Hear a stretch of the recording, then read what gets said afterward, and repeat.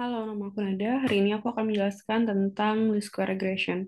Jadi katakanlah kita punya data ini. Jadi ini adalah budget marketing against sales yang didapat gitu. Ini kita udah punya titik-titik um, data points dari data yang kita punya. Nah, terus kita mau prediksi nih. Katakanlah kita punya budget 70 miliar. Um, di sini. Um, dengan budget sekian, akan ada berapa sih sales yang kita punya gitu. Nah, dari sekian banyak nih possibilities yang kita um, bisa lakukan, kayak misalnya pertama kita bisa ngitung average-nya, ini atau kita bisa binning. Um, tapi masalahnya kalau binning adalah kita harus menentukan ukuran bin-nya. Terus kalau misalnya um, ya kita kan harus apa ngitung ukuran bin-nya. Kemudian kita hitung rata-ratanya. Jadi rata-ratanya itu sangat tergantung dengan ukuran binnya tersebut. Um, Terus kemudian akan muncul pertanyaan berapa ukuran bin yang paling tepat gitu. Terus apa yang akan kita lakukan kalau kita misalnya punya data di sini gitu di perbatasan antar bin gitu. Apa yang akan kita lakukan gitu. Nah, maka dari itu salah satu cara yang paling efektif adalah dengan caranya kita bikin model sederhana garis lurus gitu yang bisa dimodelkan dengan persamaan Y sama dengan MX plus C. Sebentar. Um, Y sama dengan MX plus C. Jadi, um, Y-nya kan kita punya nih di sini sales, habis itu X-nya ada budget. Kita bisa tinggal masukin aja um, nilai untuk sales segini, ternyata kita punya M dikali budget satu, misalnya ditambah C. Terus habis itu sales 2 M kali budget 2 ditambah C kali satu gitu ya. Um, kita bikin untuk semua data yang kita punya. Tuh. Terus em, kalau kita selesai satu-satu kan em, agak ribet ya gitu. Jadi kita bisa untuk equation tersebut kita jadikan matriks vektor gitu. Jadi sales sama dengan em, budget. Ini adalah jadi ini adalah vektor vektor sales berarti n dikali satu. Kemudian A itu adalah matriks budget dan um, variabel dari si C gitu. Habis itu theta adalah um, um, vektor MC gitu. Gitu. Jadi terus habis itu kita bisa rewrite semuanya jadi Y sama dengan A um, dikali theta. Nah, masalahnya persamaan ini itu tuh um, overdetermine, sorry. Jadi overdetermined matrix itu adalah ketika jadi mungkin persamaan ini kita bisa cari inverse-nya ya buat cari M dan C-nya. Tapi masalahnya dengan persamaan ini adalah kalau kita udah nemuin M ya, betul udah nemuin gradiennya ya. Artinya adalah semua nilainya yang di X itu tuh semua titik datanya itu harus berada tepat di atas si gradiennya. Jadi semua data itu harus di sini. Sedangkan itu kan nggak bukan not the case gitulah ya di kasus kita sekarang dan atau kayak kasus-kasus lain. Nah, kemudian yang bisa kita lakukan adalah menggunakan pendekatan best fit gitu. Nah, gimana itu pendekatan best fitnya? Yaitu em, kita cari nih model garis lurus nih. Em, tapi yang mana gitu modelnya gitu. Itu kan pertanyaan kita sekarang ya. Nah, maka dari itu em, kita berusaha menyelesaikannya dengan mencari garis lurus dengan distance dari si actual value-nya ke predicted value-nya si modelnya ini yang terkecil gitu, yaitu dengan norm. Um, jadi jarak itu dari nilai actual values dikali nilai prediksi sales dikuadratkan. Gitu. Nah, Caranya itu kan tadi udah dibilang kita cari yang paling paling paling kecil dari situ. Nah, si predicted values itu tadi kan kita udah bikin ya si um, matrix multiplication itu. Berarti kita tahu dong kalau misalnya y itu kita bisa rewrite sebagai a theta. Jadi ini kita hitungnya bisa di rewrite gitu. Jadi kayak r sama dengan y dikurangin a theta dikuadratkan gitu. Um, dan kita cari yang paling kecil yaitu pakai argmin. Jadi argmin y minus a theta dikuadratkan. Gitu. Nah, gimana cara kita cari jawabannya gitu? Berapa sih jawaban dari y kurangin a theta dikuadratkan gitu? Jadi kita harus tahu nih bentuknya gimana sih y minus a theta kuadrat kan? Yaitu kurva gini dengan x-nya itu theta, y-nya itu y minus a theta dikuadratin. Nah, karena dia berbentuk kurva gini, kita tuh bisa cari titik optimumnya dengan derive si equation ini. Jadi turunan pertamanya disama dengan kan dengan nol gitu. Terus um, abis itu kita bisa nemuin gradiennya gitu. Which is gradiennya adalah theta. Terus kalau misalnya dihitung dengan matematika d per d theta terhadap si y minus a theta dikuadratkan sama dengan nol, kita hitung hasilnya adalah theta itu adalah um, a transpose a di inverse dikali a transpose dikali y, yaitu adalah si actual value-nya tersebut. Tuh. Um, terus, nah masalah lain adalah gimana kalau misalnya data kita itu tuh nggak linear gitu, kita nggak bisa modelin itu dengan linear gitu. Um, karena nggak semua hal di dunia ini bisa dimodalkan dengan persamaan linear gitu ya.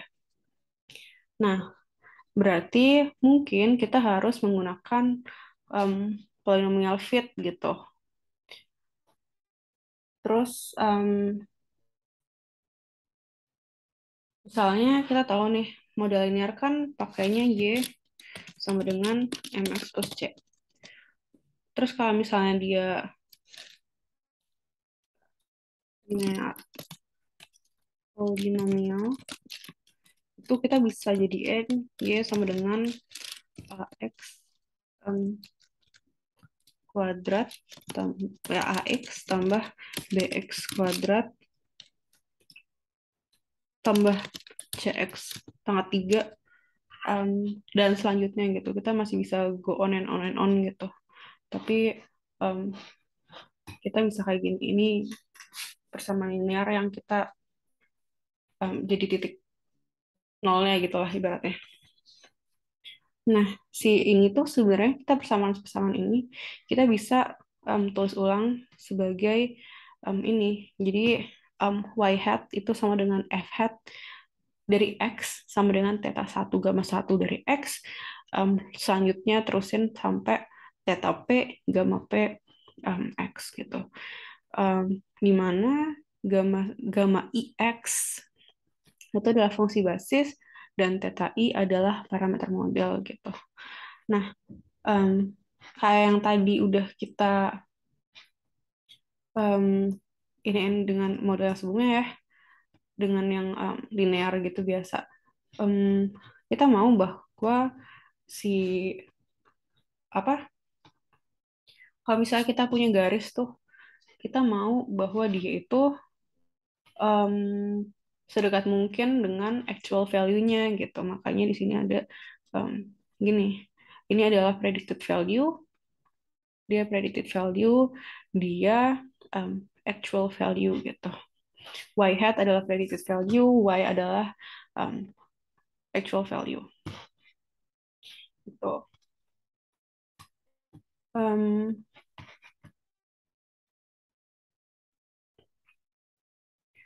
nah, kalau kita bisa nih, misalnya ini, kita punya data kayak gini. Dengan model linear tadi, kita juga bisa pakai itu untuk model linear biasa gitu. Um, jadi, tinggal kita pilih P-nya sama dengan 2. Berarti kan Jadi kita tuh punya equation untuk prediksinya adalah f hat x sama dengan theta 1 ditambah theta 2x. Um, dengan gamanya, kan kita tahu nih y sama dengan a theta. Um, A-nya itu 1x. Jadi dia itu um, matriks dengan besar n dikali 2. Jadi kolom pertama adalah 1, kolom kedua adalah x. Jadi dan basisnya adalah gamma itu gammanya adalah 1x. Jadi em, nanti tetanya kan ada ya teta 1 teta 2 gitu kan. Jadi kalau dikali berarti em,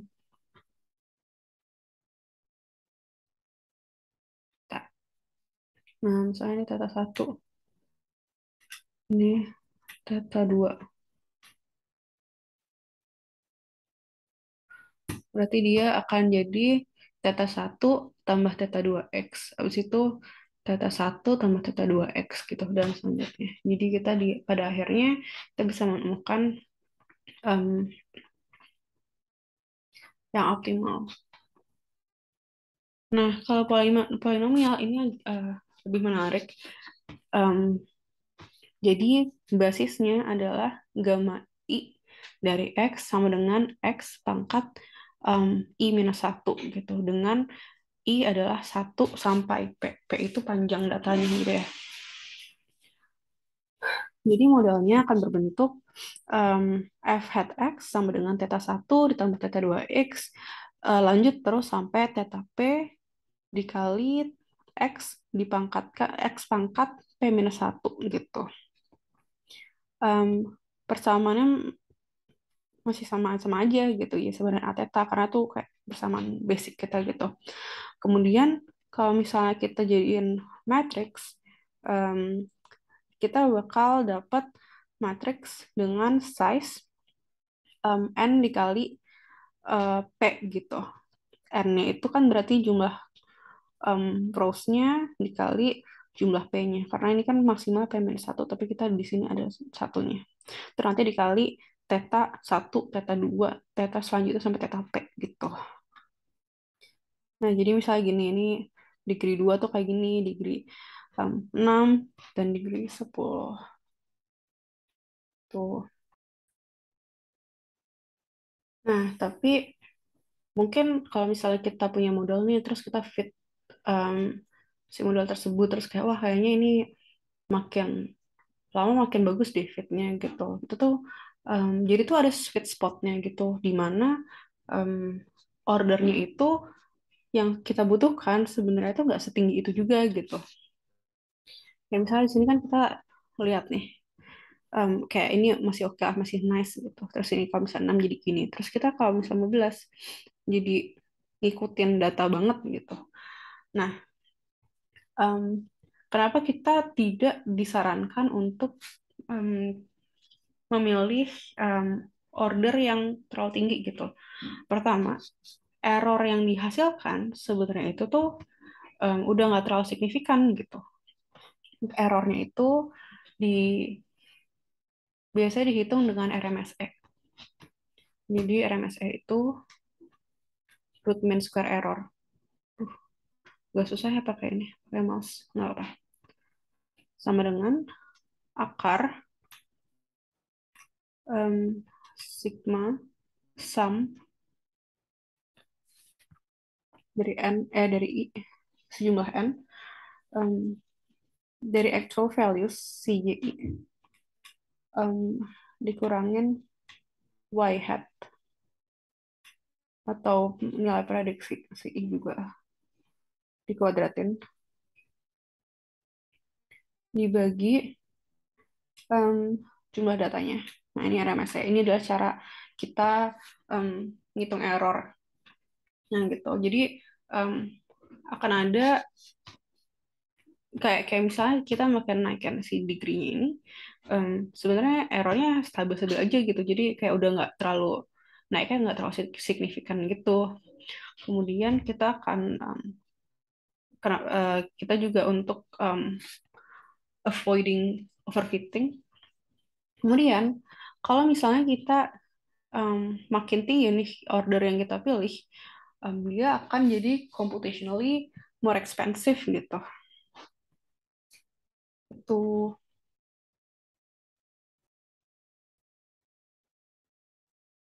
Nah, tapi gimana kalau misalnya kita punya um, constraint gitu, kita punya batasan dalam um, melakukan fittingnya tersebut. Nah, ada satu cara namanya constraint least square. Um, jadi ini menarik. Jadi um, ini tuh kita punya data, tapi dia punya si data ini tuh distribusinya tuh dengan dua fungsi yang berbeda gitu. Nah, cara ngakalinnya adalah kita bagi aja si fungsi ini, si data ini jadi dua. Jadi yang di sini adalah Px, yang merah ini adalah Qx. Nah, kita bikin persamaan em, dari yang si Px dan Qx. Jadi misalnya ini theta 1, jadi ini persamaan ini adalah theta 1 tambah theta 2x tambah theta 3x kuadrat tambah theta 4x pangkat 3.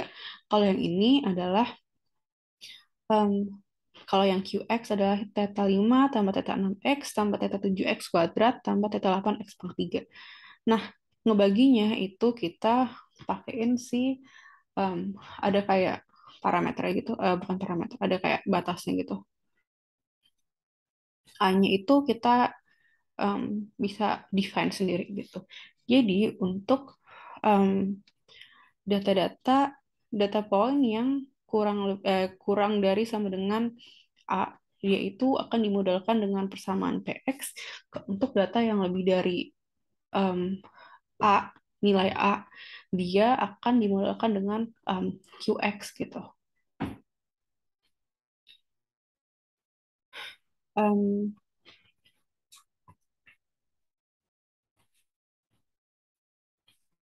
terus,